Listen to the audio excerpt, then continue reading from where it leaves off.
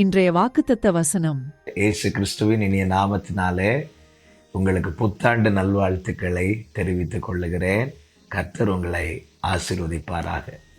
இத்தனை ஆண்டுகள் கிருபையாய் பாதுகாத்து நடத்தின நம் தேவன் இந்த புதிய ஆண்டிலும் வேண்டிய கிருபைகளையும் நன்மையும் தொடர செய்து அதிசயமாய் நடத்துவாராக.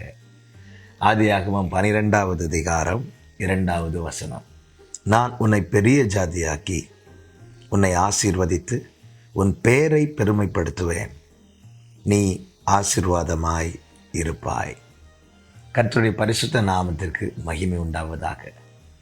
கர்த்தர் ஆபிரகாமை அழைத்தார். அழைத்து அவனை கர்த்தர் ஆசீர்வதித்தார். ஆசீர்வதித்தது மாத்திரமல்ல, அநேகருக்கு கர்த்தர் அவனை ஆசீர்வாதமாகவும்